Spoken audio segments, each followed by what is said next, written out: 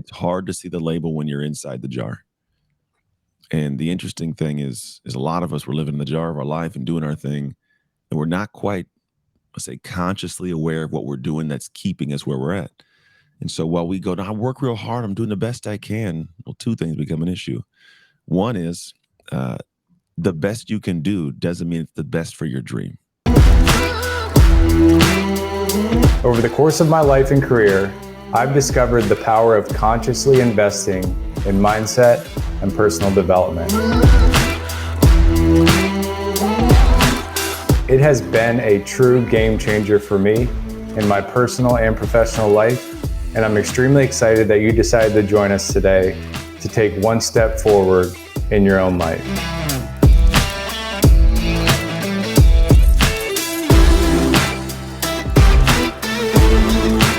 Most of my breakthroughs have come from one-on-one conversations.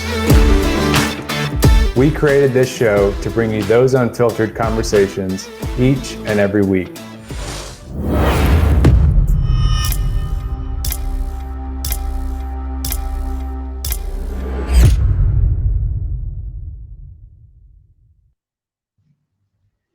Anthony Trucks, welcome to the show, my friend. Thank you for having me, man. Good morning to you. Yeah. Great day. Yeah, it is. Beautiful day here in Virginia. Hope all is well. Where are Oh, you coming in from? Arizona? I'm in California. No Arizona for me. I'm not sure where you got Arizona, but you never know. Like once you get past like the Mississippi, it's like it's a whole other side of the world. Virginia's nice. I actually used to play for the now Commanders, so I lived in Ashburn, Virginia, for a little while. Heck yeah, yeah. It's a solid team, and definitely looking forward to diving into some of those details, what you've seen, where you've been. But before we get started, tell the audience a little bit about what mission you're on, what you're hoping each person that's listening in today walks away with. That's a great question, man. Here's my thing. I hope people walk away with some understanding of exact next steps to be able to take their identity to a level that matches their goals. That's kind of my big thing. I'm an identity guy, man. I believe you cannot attain or sustain a life or goals or vision above your current identity. And so whenever we dive into the work I do, my goal is to figure out, who are you now? Who do you need to be to get what you want? I love it. It's extremely impactful. Something a lot of people don't think about. I was forced to think about it getting out of sports because that's who Greg was. He was the athlete. That's how the community looked at him. There was, it was hard to get out of that box. I dig it. What do you see people typically face when it comes to, shifting their identity in some of the work that you do? To be honest, the first thing is, man, people don't know what they are. We have this the statement. I didn't make the statement up. Get him? I think Tim Murphy or Tom Murphy. I never know but anyways, his statement was, "It's hard to see the label when you're inside the jar." And the interesting thing is a lot of us we're living in the jar of our life and doing our thing, and we're not quite, let's say, consciously aware of what we're doing that's keeping us where we're at. And so while we go, "No, I work real hard, I'm doing the best I can," well, two things become an issue. One is the best you can do doesn't mean it's the best for your dream. Right? Just because you're working real hard, relatively maybe hard to you, doesn't mean your dream's going to lower the standard, right? It's not going to just like, "Oh, you're working hard, let me go ahead and give you the $1 million you want because you're working hard." There's a standard for these certain things. And so a lot of us, we don't comprehend, like, we're not playing at a standard. And so I think if you can step back for a moment and accept, that's a big piece of it. And then I think there's also part of it, I guess, for me, the ways that we function in life is like we have to be able to have other people give us insights, take the insight and give ourselves permission to improve in the area. So most people's sticking point is they also don't take the insight to improve in that. So they'll work real hard and they'll do their thing and they'll get 5 years down the road, 10 years down the road, and they'll go like, "Gosh, what? I'm burnt out. This sucks. The industry is horrible, all these things." And they never realize, like, no, you weren't doing what you needed to do. That's kind of I don't even want to call it like the tough love is the truth. Like there's things that you need to do to get what you want. And if you aren't doing them, you don't get it. I don't care how hard you've worked at it, how hard you've worked, whatever it feels like, it's just your relative hard. And you aren't the scale for what success is. Wow. Yeah, that definitely resonates with me. I know it's going to resonate with a lot of people listening in. Many people, we're all going through transition continuously, right? I think a lot of people think of those big transitions as the end all be all, but we're all constantly going through transition. You talk a lot about dark work. I think To me, that's that relatable internal work, that hard work we have to do on ourselves before we can bring our best into the world. You know, tell the audience a little bit about your background, kind of your upbringing. I've done a lot of research on it, read your books, but I think it's important for them to hear kind of how you got to that point where you put a label to it of, this is the dark work people have to do in order to bring their best into the light. Yeah. So I mean, it's a long journey to get there. But yeah, I'm big on the dark work, the work you do in the dark. Yeah, like you said, work in the dark to win in the light. And it's something we've all done before, but I've done it accidentally and then started doing it intentionally. And it's been a huge game changer for my entire life and people I work with.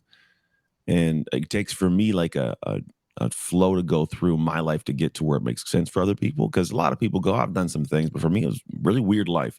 I was given away as a kid in foster care at 3 years old, navigated the whole ups and downs of just the world, right? I was in families that weren't treating me right, didn't take care of me, didn't even care about me. I was a paycheck, they call it, meaning as long as they get paid for me to be there, all is right in the world. And so they beat me, starved me. It was just torture. It was crazy stuff. But there was no, social media back in 1986. No one's paying attention to the little kid that's complaining at 3 years, 4 or 5 years old. It's like that kid just wants to be home with their mom. And so I endured a lot. And I was subjected to a dark experience of life. And it took a good 11 years before I got adopted. I got adopted at 14 years old by a very poor all white family to figure out the dynamics of who am I, identity wise, where do I fit, what's going on. And I had at one point a dream, like I wanted to play football. It's like, for me, as foster kids, a pipe dream, because statistically, foster kids, we don't do very well. If you look at any prison in America, 75% of the inmates are former foster kids. Half our homeless population spent time in foster care. Less than 1% of us as foster kids graduate from college. So we're not set up to do very well statistically. And I was kind of in that role and trying to figure it all out. And then I had this idea of like, I want to be great at something. I want to try my hand. And so I tried my hand at football. I was horrible at it at first, by the way. I wasn't very good and navigate the pitfalls of doing it. But here's where it became something where I think we all fall into the same flow is I ended up having this really anchored desire to be great at something. I wanted something more than what life was providing me, but I was not the person who was doing the things to get that. For me, it was football, but I wasn't working out. I wasn't lifting weights. I wasn't running, right? So I wasn't doing what a great football player would do. Therefore, I don't get to have that thing. And the hard part is we are all presently aware of that when you want to start the business, but you don't have any business acumen. You want to get a new job, but you don't want to go to school to get that job, right? You know what it takes, it's just going to be hard. And you feel uncomfortable doing that thing because it's not who you identify as currently. And so a lot of people go, it's not who I am, never going to do it. Whereas for me, the discussion wasn't as clear as it is now. It's just like, well, what do great football players do? Oh, they work out, lift weights, and run. I'm going to go do that. And you do have this journey and everybody does this, where you start it and this is what happens. It's very difficult because you don't know what you're doing. It's clunky, it's uncomfortable, it's unsexy. On top of that, you're questioning every single day, should I be doing this? Is this something I want to be doing, right? Because it's so hard. Why am I subjecting myself to this difficulty? Third thing you have is people misunderstand you completely. Like they don't understand why are you doing that, Trucks? You're skinny, you're slow, you're not, you can't even catch. Why are you out here doing these things, right? They misunderstand. And even worse, they ridicule you. Oh, you suck. You'll never be great. It's not who you are. It's not meant for you. And so we battle this. For the business owner, it's their wife or husband or colleague or friend going, you're not cut out for business. You can never do that. And, you're going to suck at this. And you going, yeah, maybe I do suck. Should I even try it? Right. So we battle these demons. And so what happens is you're now into the dark. And for me, that was my darkness. And then here's where something unique takes place. Now, people ask, Ant, what's the difference between dark work and shadow work? Shadow work is when you look into the shadows to see what you need to work on. Uncover your ghosts, we'll call it, right? Dark work is what you do once you know what they are. And so for me, it was this going, okay, I'm gonna subject myself to this window of time that is not being praised, not being celebrated. It's ugly, it's gritty, it's dark. But if I do this, two things happen. And I didn't know this back then. I just knew I wanted to be great. And I didn't believe I'd be great. I just believed that if I was going to do nothing else, I for sure wasn't going to be great. So I might as well do something, right? But as an adult, I understand this now is when you lean into doing things in the dark, I'm talking by dark, I mean away from the prying eyes of the world. Two things happen. One is you develop this amazing skill because you go farther than anybody else is willing to go. You learn more, you apply more, you try more, you fail more, you succeed more, right?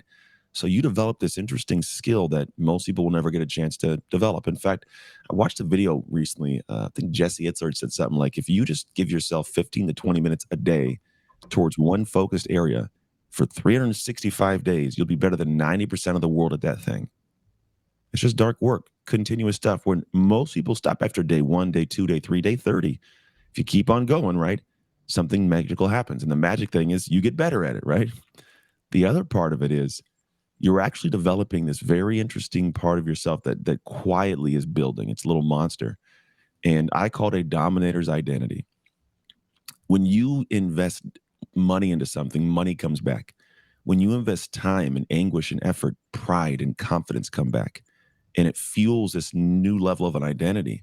So when you exit, and I call it emerge into the world for that next thing you want to do, for me was football, there's a different mentality stirring in you from that identity. And for me in the football field, it was me versus you. I've done 7 months of work because what I did is I lifted weights, I ran routes, I caught a football every single day, 500 times a day for an entire 7 month period. When I showed up that next year, I'd done that dark work. I'd pushed through the ridicule. I'd pushed through the misunderstanding. I'd fought myself to stay in flow, and I had a mentality. And it was, I've done too much work in the dark to lose in the light. It's my football, it's my tackle, it's my touchdown. And while it's a football thing, it's the exact same thing when you've worked to build the business. That's my sale. This is my business. I'm going to fight for this. That's my husband. I'm going to fight for this marriage. This is my wife. I'm going to fight for this marriage. This is my family. I'm fighting for my kids. This is my career. I'm going to fight for this. So you fight differently because you have the skill set to fight properly, and you have this different energy inside that no one can take what's already yours. And so a lot of people want to show up to the moments in life and have that, but they don't earn it. And I look at it, and I'll stop talking in a moment.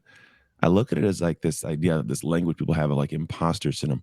I have imposter syndrome. I don't feel super confident. And I, for a lot of years, was like, what's a good angle to give words to get past it? And then it just dawned on me. I've never seen Kobe Bryant, Serena Williams, Michael Jordan's, you never see them get to the game day and go, like, I don't know if I could do this. They don't look flustered. They don't look nervous, right? There's not this, I don't want to get out there. It's a let me loose. Like, you have no idea what you're about to unleash because I've been prepping, I've been preparing. You ain't see me in the dark. I'm about to shine in the light. And so when people get this imposter syndrome, I go, the only reason you feel like an imposter is you haven't done the things in the dark. When you've done enough in the dark, it's not this, I don't know, it's let me loose. And so I just go back to the drawing board and go, hey, let's go to work. And I actually saw a video recently. It's one prominent one. Hormozy got a great way of putting words together. He says, you have to just outwork your doubts. It's essentially what we're talking to. Like, you doubt you can be great. Do work, outwork them, get better results, have some feedback. And so the more that you can build into something, the better something becomes, not just by magic, because you earned it. Yeah, it's incredible. And I love how you said shadow work, because I think a lot of people do the dark work in the light because they're looking for recognition as they're Yeah. working through those demons. And Yeah. the rest of the Mhm. stuff they're just pushing down. Yeah. You know what's Um, crazy is neurologically, that's a problem too. There's actually something called motor, like mirror neurons in the brain, and they show up in a lot of ways. They attach different, like, for example, if I stub my toe and you see it, you go, oof, right? Because you can mirror the mhm. pain. There's some studies that show that if you put a person in a room and it's just them in the room, they're focused, they're effective, they're efficient, they can get things done. But the moment you put somebody else in a room, they lose focus. They're like almost 50% lost in effectiveness and productivity. And they go, why is this? And what you start finding is somebody's trying to mirror what somebody's thinking of them. Am I tapping my toe? Do I smell? So your focus just starts to wane, not because you can't do this, but because you're thinking, because you're mirroring something else. So it pulls your focus. So when you're in the light of people watching you, you can't be as effective. That's when you perform, not when you prepare. And then what happens is, the way that most people don't get is, like, if you simply put a camera up and go, oh, it's just a camera. I'm just filming myself as my work day. I'm doing that. Yeah. But your brain knows it's a person later. So you're still thinking about, is my hair good? Am I saying this right? Did I talk too fast? And you can't lock in. When you can lock in and do what Cal Newport calls as deep work, right? You go into flow state. It's a beautiful thing that happens. Time melts away. You're ridiculously productive. But that's also a segment of dark work. And so when people want to have great things, you're talking to, yeah, you got to be able to go away from the crowds and just do it for you. Mhm. Do you find that people don't do enough of the shadow work and they try to rush into this, what you consider dark work, and they don't really know what those demons they're facing are, and they're just like, I'm going to focus on this one thing, as opposed to recognizing what they're probably not looking at. They're kind of Yeah, avoiding it. might be the question of the day right there. That's the one that. Yeah. So here's what people like to do: work. We like to do things. We want to just let me go. I'm gonna focus on stuff. And what happens is people. It's like someone going to the gym, going, "I want to get in great shape." So they just go, "I'm gonna go to the gym," and they want to get faster, right? Well, if you want to get faster, you probably don't want to lift a bunch of bodybuilding stuff. Like you don't want to lift that, but you do that, right? I saw the guy in the gym with big muscle. I'm gonna go do what he does, but I want to get faster. Well, yeah, you're doing somebody else's work, so you're gonna get someone else's results, not the goal you want. And so while that's a simple baseline, it's like people do this in business. They go, I want to have a great business. And so they start working in because they saw Nick do this thing. So they're following Nick's plan, but they don't realize Nick had certain things that Nick had to do for himself, uniquely for him to get the business to run. Maybe he loves strategy and structure and he's not real big on execution. So he trained people to execute. Well, you're looking at him, but you're a person that's horrible at strategy. You're good at execution. So you start doing what Nick does and your business doesn't grow. Why is that? Because that wasn't your work to do. That wasn't your strength to lean into or your area of weakness to improve upon. And so what a lot of people do is they're trying to put water in a bucket and fill it up, but they're like if there's a placement of holes in a bucket, they're plugging the whole space where there's somebody else hole would have been. So there's nothing to plug, and they're never plugging their holes, fixing their problems. Maybe they don't communicate well. Maybe they're poor on time management. They're always late. They don't respect their team properly, and you're doing everything else, working hard, but never plugging your holes. So the bucket never fills up. I wonder why it is. Well, because what you just said, people don't ever want to see their actual stuff they got to work on. It's I think it's a big ego thing. And Yeah. I'm not going to say I'm not a culprit of this. When I came out of the NFL, I was like, I'm an NFL player. I'm gonna have a great business. Everybody's gonna train with me in my business, because I'm just a stupid ego. And you start realizing like it's not the case, man. In fact, ego, it's everyone's greatest obstacle. Because what happens is you won't take insight from people that are giving you clear perspectives of what you need to work on to improve. And so you cut off that arm. You don't let anybody give you that person ever talks to you again. So you just continue to do the same stupid stuff, not even knowing it's stupid stuff. And so for me, we have a practice within our whole regimen where we have these things called triad talks. And what I have people do is just an area of 10 areas of life we have people measure before we start going into what they're going to do in their dark work experience. And what we have them do is measure themselves. Then they find three people, two that are good terms, one that's kind of rocky. And I say, you're going to ask these people these questions. You're going to have them gauge it on a scoring sheet, 1 to 10, and they're going to have them tell you why. And when you ask them these questions, you need to tell them this. I don't want you to tell me what I want to hear. I need you to tell me what I need to hear. And on top of that, I cannot respond, refute, rebut, or reply to you for 48 hours. I'm just going to sit and listen and take notes. And people come in, they dive into the conversation, right? And they'll tell you the truth if they're good. But the first 1 to 3, they're testing you. Are you really going to let me say these things? Okay. And so by 4 or 5, they finally get to that pokey one. And how you handle that determines the gold you get or don't. If they poke you hard and you go, wait, you've lost it. But if you go, all right, and just keep going, and they go, oh, shit, it really let me do this, right? All of a sudden, more comes out. By the time you get to 10, your heart's broken because you're just feeling sad, but you got some good information. You go, hey, can we go back to the beginning real quick? Let me see if there's anything I missed. And you go back through 1 to 4 of them. They usually add some stuff because they were still playing like kind of dicey back and forth in that intro portion. But then you walk away with insights on who you really are that you didn't realize you were.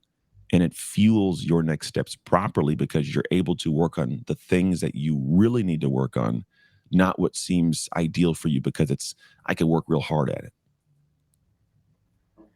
Yeah, I think that's something that's so relevant to athletes. And, what I found, and I probably realized this a little bit too late in my athletic journey, was when you ask coaches the hard questions, most of the time the right coach will give you the raw answer, as opposed to just Yeah. saying, Anthony, you're great. You're perfect where you are, as opposed to here's some things you could improve on.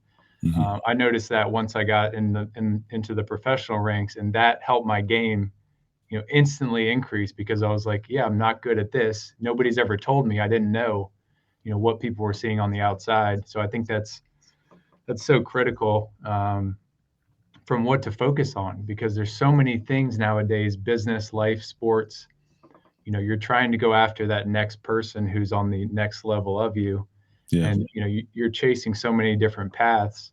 And I think it leads to kind of your term, the GPS planner, like how you kind of came across, that, and how that's led you to be more focused in how you live your life Yeah. today.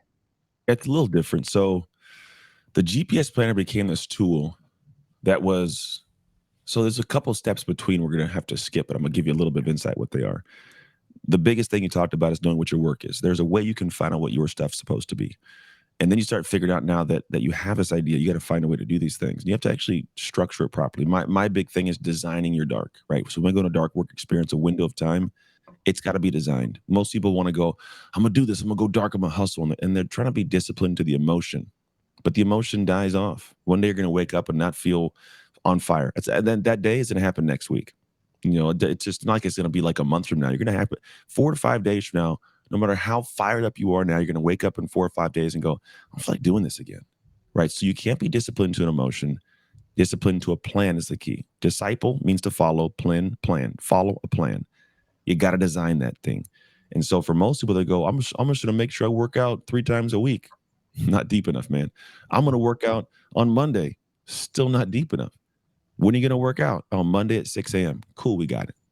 Right now. But that's the thing. It's just one piece of it. When are you going to spend time with your wife or your husband? When are you going to work on your business projects? What business projects are you going to work on? When are you going to take your free time? Like all these little nuances that people talk about, but it's arbitrary. It floats in the air.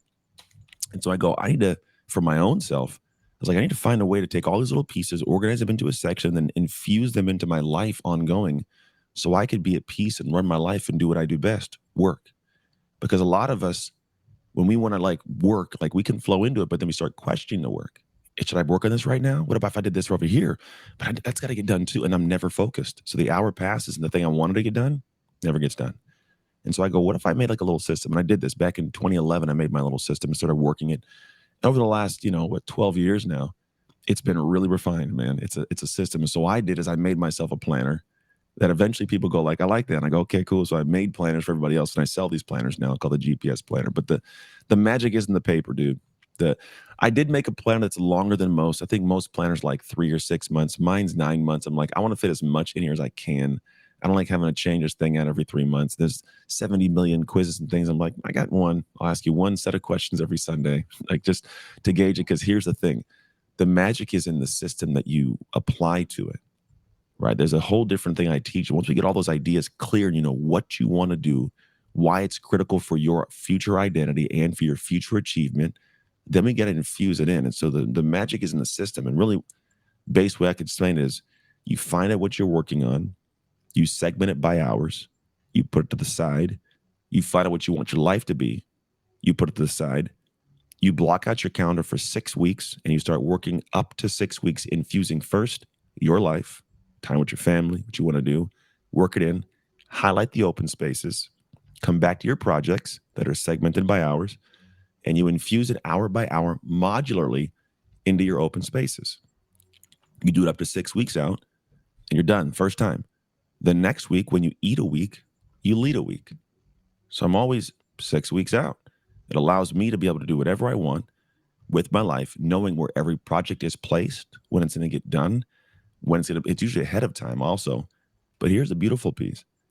I can every day get done at 2:45 and be off because everything is where it's supposed to be. So I can be at peace with the pieces. Like the pieces of that project are done.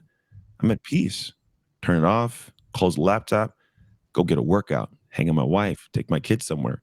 Because I know tomorrow at 7:30, I got this starting up and I got to work. But I'm done at 2:45, right? There's a rhythm to it all. And then once you get that rhythm in place, it actually becomes easy. It's hard at first, right? Everything you were talking to, it's hard at first, even if it's good for you. Our human desire for homeostasis to be who we are, it's strong, right? Even if you're going to do something good because it's new, like I don't want to do that. It feels uncomfortable. You have to reset your homeostasis and raise it. But once you do, emotionally, it feels just as easy as it does now.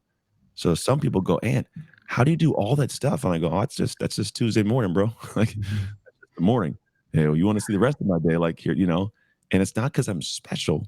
It's just because I built that over time to where now my rhythm and my flow, it's as easy for me to do, a 40-hour work week of unique little different things as it is for somebody else to do the same easy, or 10 hours of work, right? It's just easy and flow for me. I enjoy it, but I had to build into it.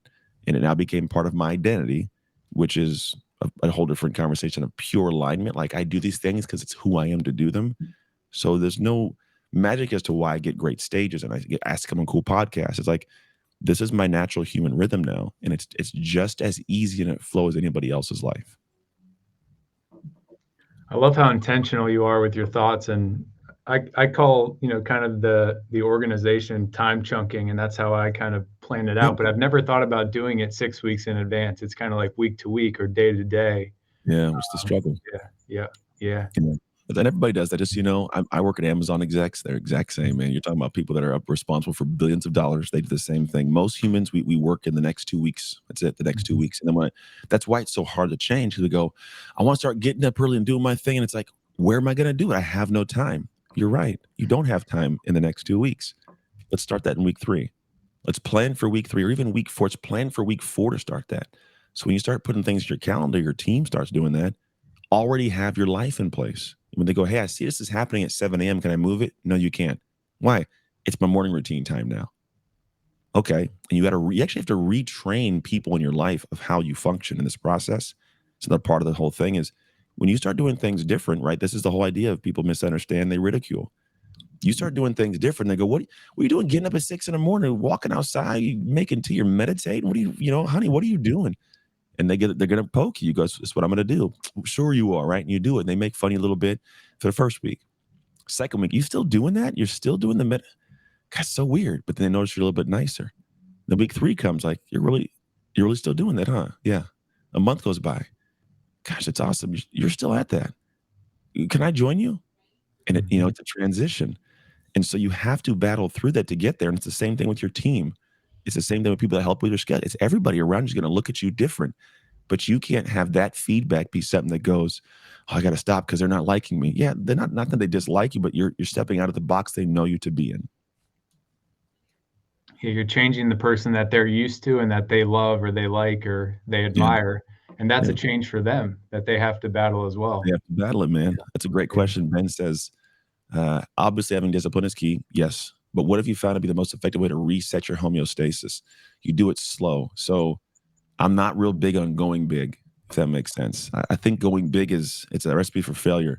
What I think it is you go very small in a really big way. So it's not that you reset it, but you adjust it, right? So I elevate it. I want to have my normalcy, my homeostasis at a higher level, but I can't shove it up too high to where it stresses me out. So what I do is I raise it a little, right? So if I go, I want to put some things in my life that are different. Well, what's the first piece? Like, say somebody I want to eat healthier, right? The homeostasis part, you don't just go, I'm going to clear my pantry. I'm going to start making food, get a whole diet routine. I'm going to change. I'm going to do paleo. I'm going to 7 grams of this. No. Here's the first part of it. Just choose a day to go to the grocery store, buy food. What food, Ant? The perfect food? No. The stuff you don't typically buy that you know is healthier. Just do that, right? I'm going to go deep. But here's the thing. I need you to get into a cadence of going to the store, buying food, coming home, cooking it, storing it, and eating it in place of your trash, right? Once that rhythm's in place, now we can elevate the homeostasis a little bit more. Go, let's be selective even more on what you're going to choose. Because now you already have a rhythm in place for going to the store, buying food, prepping food, eating food. All right, now just change a little bit of what the food itself is. It's easy because the cadence is already there. So most people, they go too fast, too early, and they throw it all away. Whereas if you just take small, simple things and try to get yourself in a different rhythm, right, that's the homeostasis raising in a way that's not stressful, then you can actually start adding things to it over and over. A buddy of mine, Brendan Burchard, has a book called High Performance Habits. And it's kind of a concept he talks about habit clusters. When you have one habit in place that's a powerful one you love and it's doing great, you'll start to notice the habits around that take away or add to it, and you'll diminish the ones that take away. So also, if I start eating healthy, doing stuff, you start going, gosh, I want to get in great shape. I'm eating healthy. I'm doing this thing.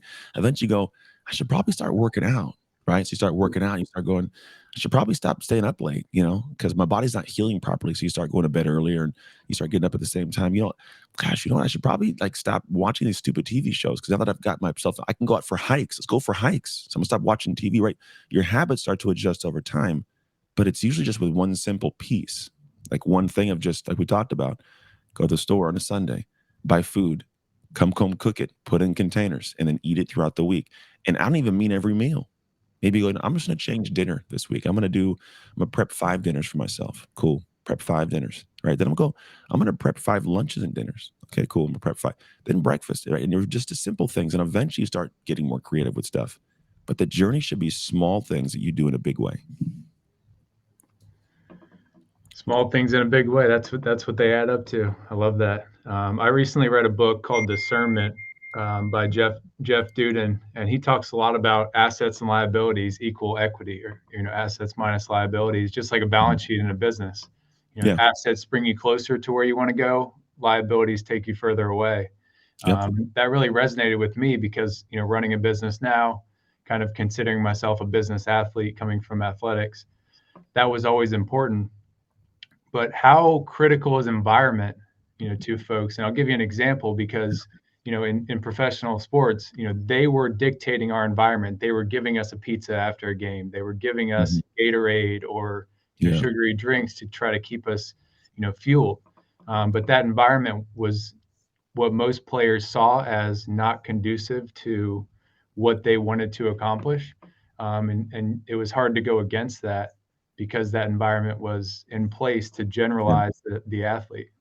Yeah, it was. I think that I think Harvard did a study on this that said that even like 14 and 15-year-old window of time, that age group, that they could trickle it back to a 99% accuracy that your environment, your people are what depicts your outcomes. It is. Because we human beings, they don't realize the brain is not designed to optimize, it's designed to adapt. It's actually what it's made to do. We're not at a neurological level, yes, even at like a cellular level, think about it. Our brain doesn't go, "Hey, I'm running. I should lose weight." Right? The brain goes, we're running a lot. It's whatever this is going on right now. How can I make this more efficient? I'm going to adapt. I'm going to get rid of some of this fat in the body. I'm going to use it, right? I use it. I don't want to carry it. Whatever happens, your body loses it. Hey, I'm lifting weights. This is getting hard. What should I do? I should probably increase the muscle size, right? So it helps muscle. Now, yes, I'm thinking at a level like muscles are thinking, but it's set at a level for adaptation. And so for a lot of us, we start thinking about the things you want to do and how you want to. We're just in a situation where our brain wants to adapt, and so it adapts to the environment. We get into it. We don't want to be the no one wants to be the one sticking out. It's uncomfortable to do so. And really the most successful people in the world, this is kind of what they find comfort in, is not adapting, or adapting at a level beyond the environment to where they create their own environment to where you have to adapt to theirs, right? So the people you're around and how you do things, yes, the food they bring in, you start thinking, oh, it's okay because the environment says so. And that's kind of where you can look at humanity, and people always say you're the average of the 5 people you surround yourself with. And I think it's a half truth. I think you're the average of the expectations of the 5 people you surround yourself with. What their view is of success, what their, that's what gets you elevated. And there are people who are levels above you that you might go, that's a person I want to follow and pay attention to. But I go, well, what are their expectations? Do I want to go beyond that room? If I want to go beyond that room, I may enter it for a level, but I got to be looking for people trying to go past that room. And so it's always the expectations. But yes, we will adapt. And here's the thing: is people know this. I think it's not like a new concept, but it's hard to do. Meaning, it's hard to enter those rooms because a lot of individuals identify as a person lower than that room. They go, "This isn't who I am. This is how I function." Right? And so, and I get that kind of viewpoint of, yeah, yeah, you may feel uncomfortable to go to that next room because you're not that person yet, but you can't you can't let that hinder you from stepping into the discomfort of the room, because most people, like you said, adaptation, they've adapted this environment, this group, these people, they feel good, but they also know, gosh, I want more. I want more money, I want more love, I want more joy. But the friends I'm around, they're cool and I like them and they like me, but I want more. But I'm not like that person, that group up there. I can't go ask them to let me in. And so you stay stuck here because no one wants to be friendless, no one wants to be cast out from their tribe. But I don't think they'll grasp is people at a higher level, they know how hard it is to get there. They know how hard it is to cross that chasm to jump into the room. And so usually they're trying to help you up into it. Most people, not all, but most want to help you up in. But they're only going to grab the crab that's trying to climb out of the bucket. That's Mhm. the one I can grab. I'm not going to grab the one trying to stay in the bucket, right? I'm like, you want to come out? I got you. It's easier. And so you have to kind of desire to go into this new room and feel super uncomfortable. But after a while, you start to have comfort with that discomfort.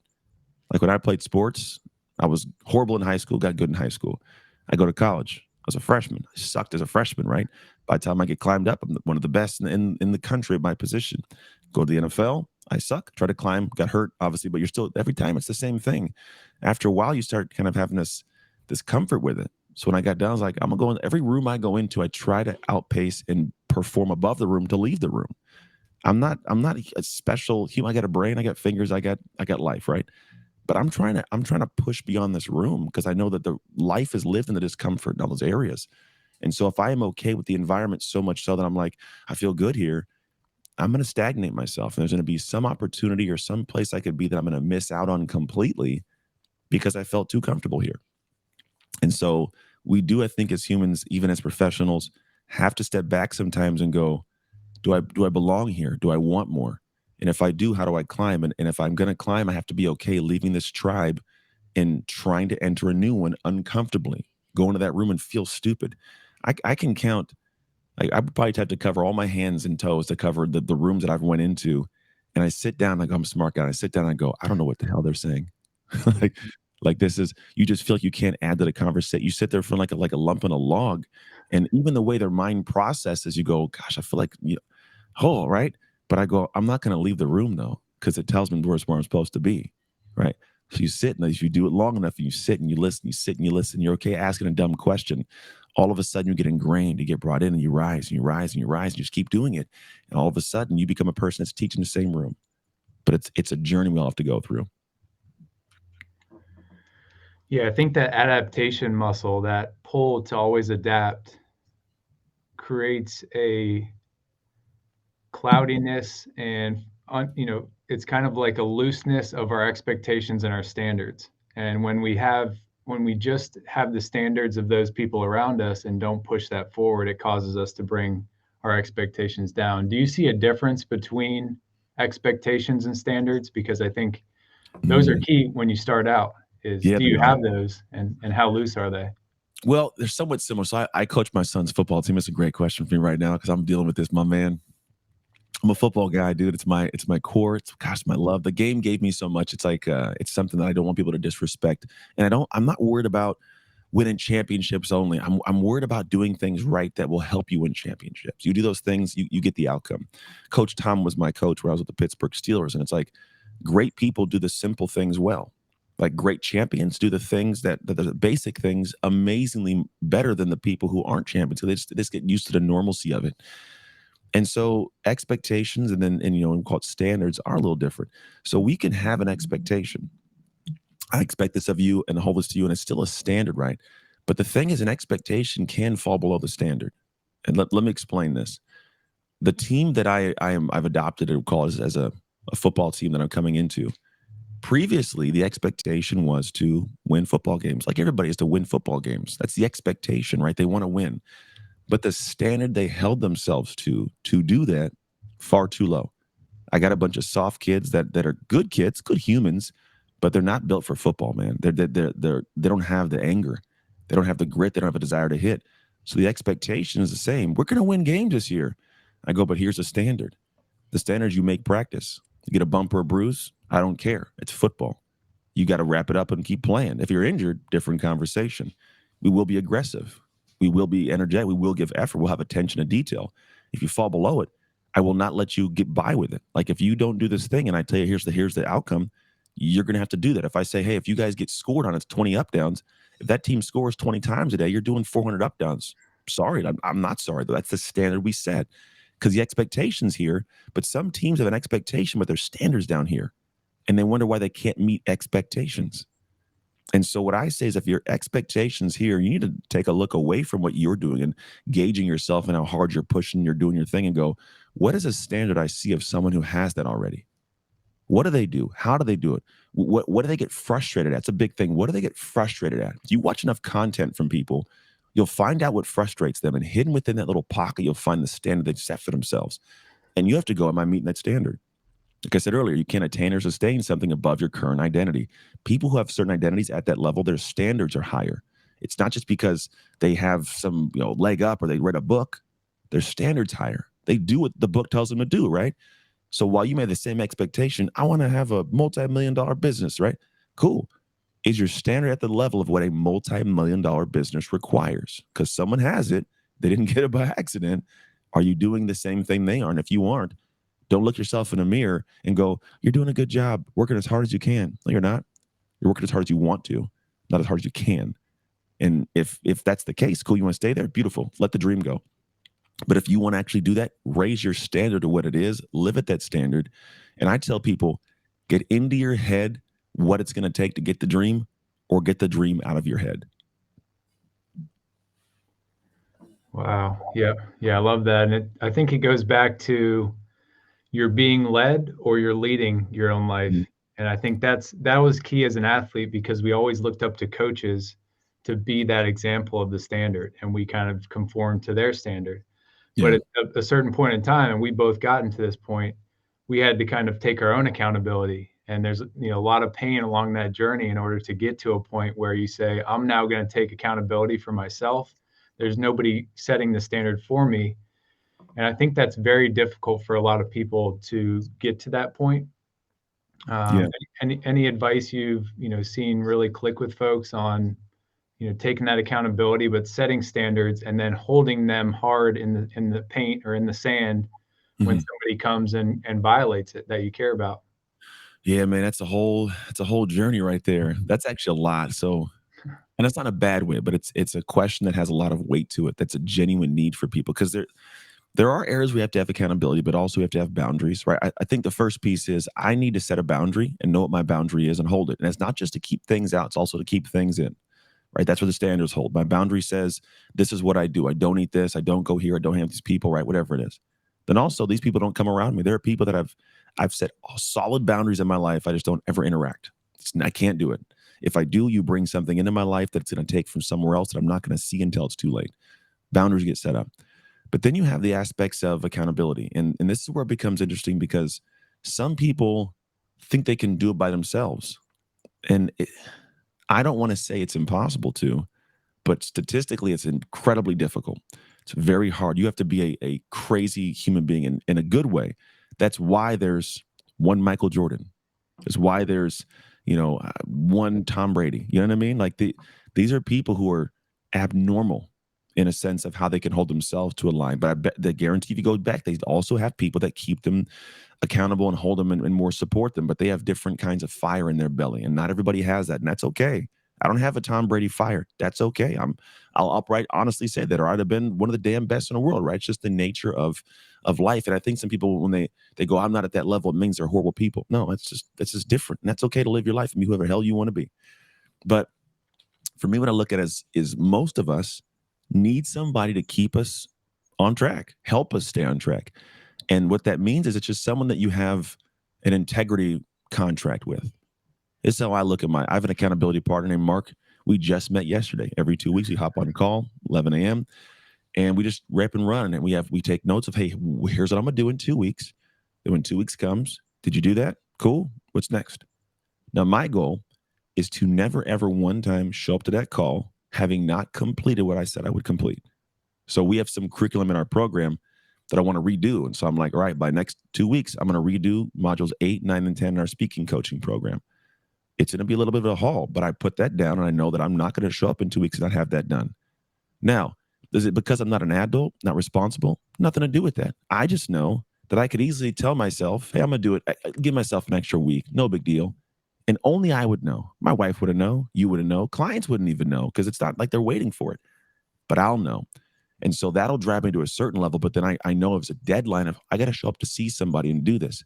I may push my deadlines, but I can't push that integrity contract I have. It's signed. And so what I do is I have a built-in process that keeps me on track moving, so I can celebrate with somebody, but also keep nudging myself. And so for a lot of people, we don't think we need anybody. Oh, I could do it self-made. No, you're not. And it's not smart to do it that way. It's going to drain you more, right? The idea is find somebody who you can lean on. They can lean on you, not as a babysitter. Their job's not to tell you how to be an adult. Their job's to be there so that you can stay accountable to them. Yeah, I love the identity contract, because that makes it concrete to each of us, as opposed to something that's just, an idea that we're going after, which is Yeah, an idea can be changed by the second. it can. Yeah, I love what you're doing on the speaking side. uh, took your initial step in that. But I love how you shaped to be able to share your story. What did it take to get you there, and what have you learned from the ability to share your story with all kinds of audiences? Right? It's the Amazons, it's sports teams, it's young sports teams as well. Yeah. What have you learned along that journey? I've learned a lot that I didn't think I needed to learn, but then you find out like, oh wow, like that's actually useful for the world. I think a lot of us assume that lessons are already inherent in somebody else's head, and they aren't. It's just ways they don't think through things. And then also, I didn't realize that a lot of the things that help people are what you don't want to share. Like the things that are the most like close to the chest, things that are like scary, they're almost shameful. Those are the things other people are battling, but they'll never talk about. So because they don't talk about them, they never get better at them. They never navigate through them. They quietly, navigate this thing, and it's sad. So for me, what I found is in the beginning, I didn't want to share that part of me. I don't want to let the world know about me in these areas. And then the more you start sharing things, you get people to go, God, I feel like that too, man. I'm glad you finally said something because I thought I was crazy. I go, really? Like, yeah, real, I guess. And you start sharing more of it, then you share more of it. And little by little, you start finding out that if you really want to help people, like really want to help somebody, you could have all the answers in the world. But unless they know that you get them, and I'm not just saying know how much you care. I mean, know that they can say this person understands my journey, the lessons don't land. That's like me going, hey, I'm going to teach you how to be a white woman in America.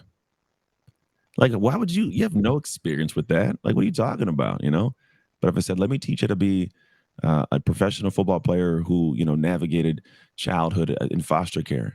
Oh, this guy, he probably gets it, right? And so the idea is it's just my experience that you inherently get that I'm going to understand you. And if I don't tell my stories, and I don't share the true depths of me, people aren't going to feel like they can hear the things I have to say, and they aren't going to be able to get the lessons that I could give. And so for me, it's more of saying when I go up and share and I speak, it's not that I learned some way to share it and frame it, which, yes, over time you develop the skill set of telling stories and sharing concepts and speaking. That's something you develop. But the content of it is one of the most critical pieces. And over time, you start learning that the content you share is the stuff that nobody wants to tell, because that's the stuff that people connect to more, and they'll finally listen to get the ability to go move forward and do the thing you're telling them to do. Yeah, one of the things I found early on in my career, I was always looking for people around me who were happy, who were, stimulated, who were kind of satisfied or striving for success. And a lot of those individuals were sharing painful experiences that they've experienced in the past through some type of business. It could be an experience, it could be a product, or it could be a service. And those were the people who were able to push through the obstacles that we commonly hit, Yeah. and we either back down or go the different direction. So I love how you put that and are able to share your story, on some of the biggest stages. And you realize continuously a lot of people, we assume, know this stuff, Yeah. but they're pushing it down, they're compressing it, they're avoiding it. Yeah. Yeah, they are, man. And I mean, there's much you could do. I can't live anybody's life for them. Yeah, at that time. Mhm. It's the hard thing for me is you could want so much for people, but you can't want more for someone than they want for themselves. And Mhm. I'm learning as a father, as a husband, you learn it as a friend, because there's so much that I can see. I have an interesting, optimistic eye. Now, if somebody hires me as their coach, I can dive right in, right? But you can't do it with your wife, you can't do it with your kids. You just kind of have to get them to be aware and hope they want the thing that you think they should want. And if they don't, help them get what they want, you know? But I can't plant seeds there. And as much as I'd like to have people desire to do these things I'm talking to, I can't make you want it. Something has to find a settling point in your head and then eventually your heart that you go, I want that. Because then I can help you. I'm the kind of guy I go, look, I want to help the person swimming towards the shore. If you're just staying where you're at or trying to swim backwards, I can't help you. But if I'm a lifeguard and I'm diving in the water, I want to have the person who's trying to get out of the water. I want to run with you because you're going to run. I don't have to drag you. I can. You're moving. I'm just going to redirect your position and direct trajectory as best I can. But I don't got to get you moving. That's it. I don't want to drag bodies, if that makes sense. Mhm. Yeah, it absolutely does. You have to know who you can't help, in order to help the people that really need you. Yeah. I feel like your brain is very focused on helping people and extracting wisdom from the experiences that you're in. How do you hold back in some situations from giving advice and kind of making sure that the person's ready to, Here, I guess, hear that? I think that's a critical piece for yeah, folks that coach is not always just giving advice, but kind of finding that balance. yeah. Honestly, I try not to give too much advice, which is interesting to hear. I'm sure probably from a person that talks and shares on stage a lot. I find that advice is not always the best thing. It's because you can give advice beyond their vision. And if I give you advice beyond your vision, you won't take the first step because you can't see far enough to understand why you should. And so when I'm thinking about it, like I know the 10 steps in front of you. And if I try to give you advice at all these different levels, I you're gonna be like, that's a lot. It's too much. I don't want to do it. So what I try to do is two things. One, I try to get you to understand what exactly it is you want, like where you want to go, and then understand and hopefully at some point get you to know what to want, which is just to take the first step. And then you ask me, hey, okay, I want to do this first step, right? The first of 10. If I don't got to tell you about 9, 10, 11, where I'm going to do all that, or even 1, 2 through 10. But I got to get you to go in that direction we're going. Okay, you're pointed the right way. And then get you clear on what the first step is and what flows into. And when you go, I want to do that. You're bought in when you want that. Now I go, here's the best way that I have found in my experience to do this. I could be wrong. This worked for me though. Here's what I did. And then you give them some information of what you did. And it's not really advice per se, but it's like, here's what I did. Here's why I did it, to where they can make their own calculated choice. Because I have a 14-year-old son, and I don't know if anybody has any kids out there, but you could have the most golden knowledge in the world. I played professional football.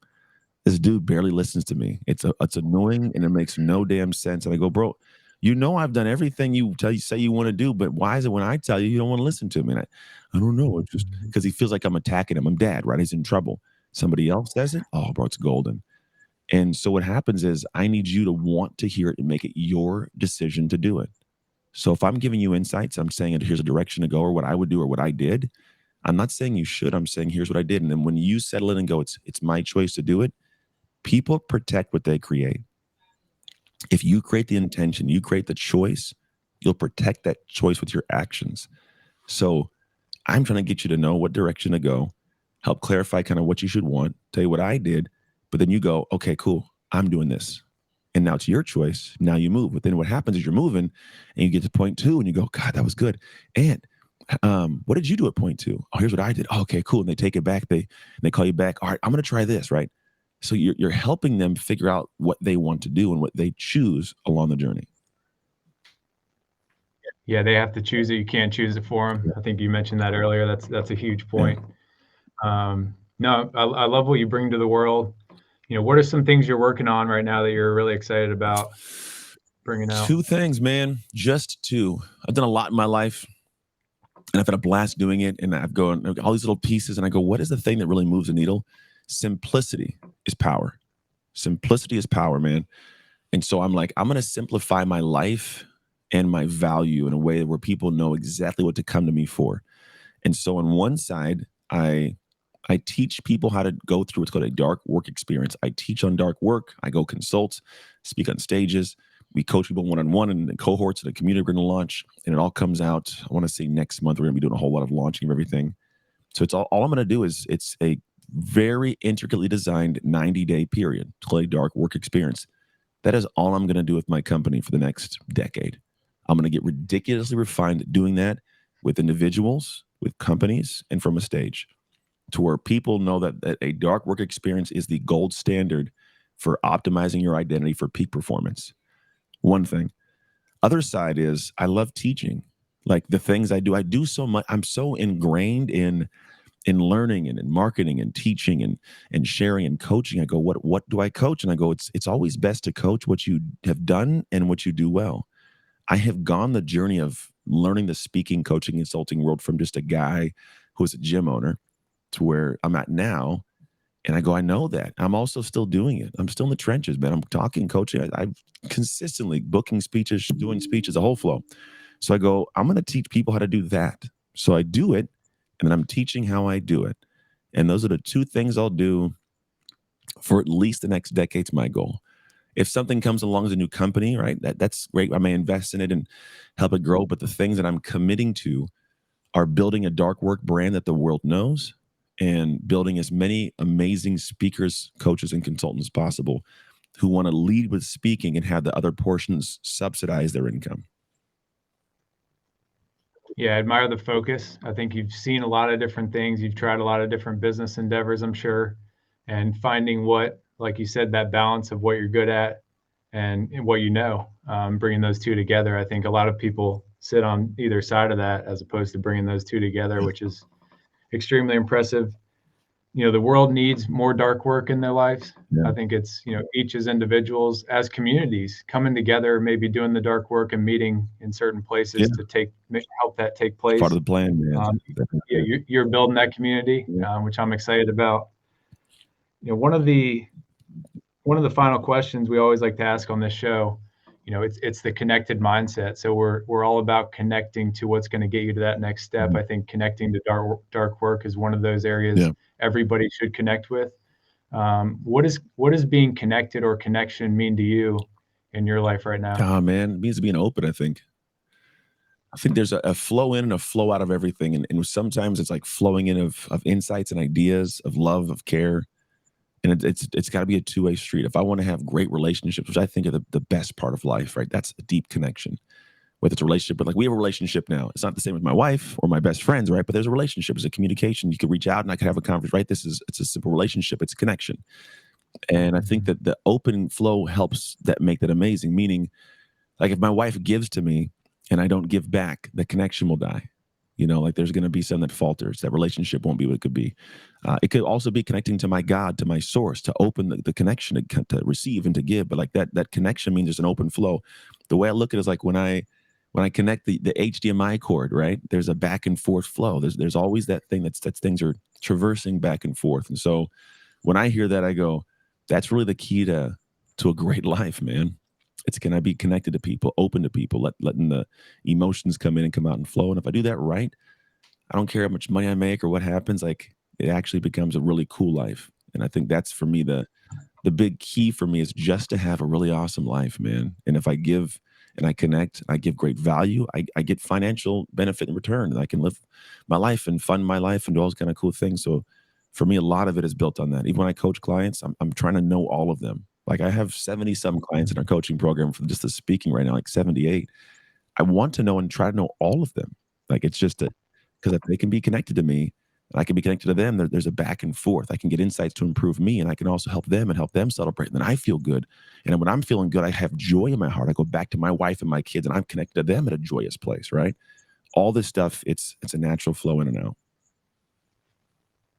I love it. Yeah, I think this episode is going to have a huge impact on folks going out into the world with simplicity, with integrity around what is best for them, and then them doing the dark work, recognizing that shadow work that we discussed, Yeah. and then going to do it in the right method. So, Anthony, it's been a pleasure. Thanks so much for joining us, and looking forward to continuing the Me conversation. too, man. Take care. Very welcome.